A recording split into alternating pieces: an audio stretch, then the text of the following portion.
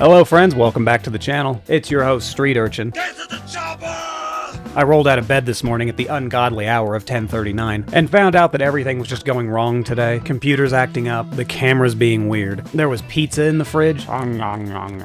So I figured since today was just going to be a weird day, I figured I'd make a strange video. I didn't even bother putting on a real shirt. So we don't have a topic for today's video, sort of. We're going to answer some questions today, which should be hilarious because it's not going to be your questions. It's going to be questions from the MBTI Coffeehouse.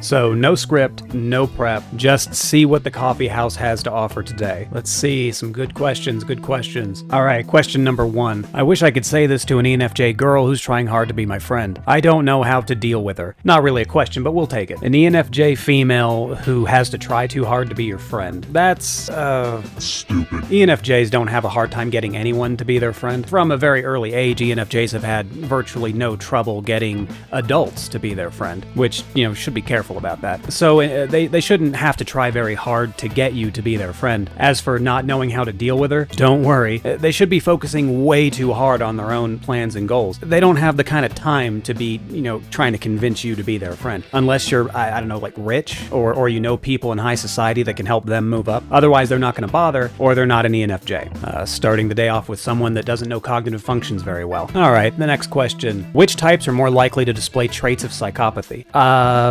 Obviously, the answer is ENTJ. Their combination of introverted intuition and introverted feeling in the 4th position makes it difficult for them to really relate to another human being. They're too busy focusing inwards about their goals, plans, ambitions, etc., etc. So they're not as practiced in trying to understand the feelings of other people. For them, it's a waste of time more often than not. I have a saying, not all psychopaths are ENTJ, but all ENTJs are psychopaths. All right, what's the next one? All right, once again, not another question, but no one gets left out from ridicule here at Street Urchin Studios. As a male INFP, I hate that we have a female hippie avatar. I always have this little bit of respect for INFPs that come out as INFPs, even more so when, they're male. It does take a lot of balls to come out and say, I'm a guy and I'm a complete sissy. So kudos to you, Marvin. Nearly every INFP I've ever met my whole life was female. As a matter of fact, I've only known one INFP male for sure, and he is not happy most of the time. So, all right, next question. When I'm 5 to 6 years old, I'm an ISFJ. Then 7 to 10 years old, I'm an INFP. 11 to 16, ISFP, 16 and a half to 16 and a half? I don't know who I am. How about you? This one should be fairly straightforward.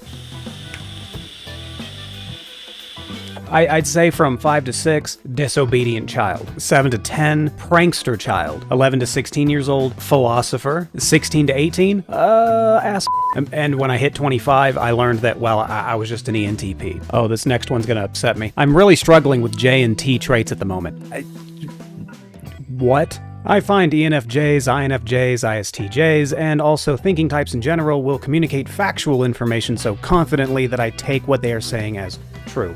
My real question actually is, how many ENFJs and INFJs do you think you know? I need to more thoroughly integrate skepticism into my makeup, but my first instinct is trust. And that's where you f***ed up. If you want someone around that's more likely to be accurate about the information they're giving, go with an INTP. Yes, that means you're gonna have to talk to the ostracized nerdy kid. But they'll appreciate the company. But maybe. All right, this next one I think we'll go ahead and comment on. For me to like a girl, all she needs to do is be decent, have integrity, look pretty, not be an airhead, and love me. I really don't mind what her interests are, LOL.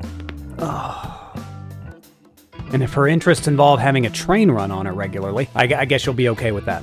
Moving on. Finally, another MBTI question. Okay, experts, I am. What is C3PO MBTI? Well, C3PO is a artificial intelligence. It can reason very quickly. It has a ridiculously large database of information. It's incredibly loyal. Gonna have to go with ISFJ. As a side note, Luke Skywalker is an ISFP. Pretty neat, huh?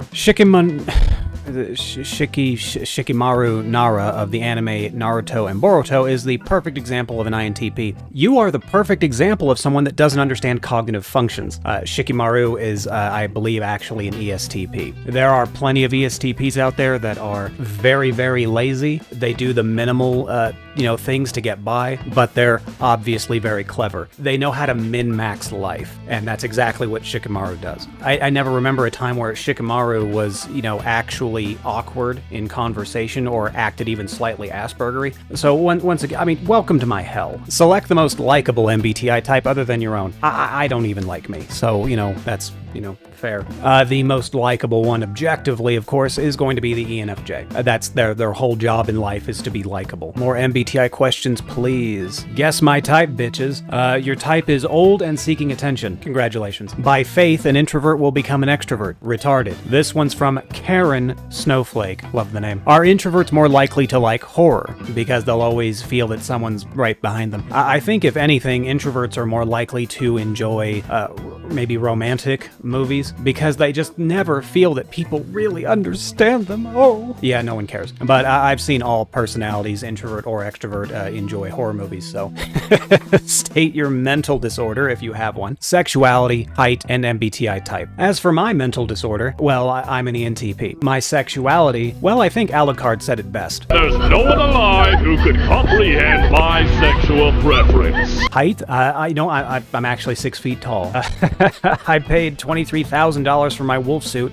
Now I'm free of human relationships. I believe you. Spanish people love introverted sensing and outroverted intuition. That's a new one. They're always saying sí and no.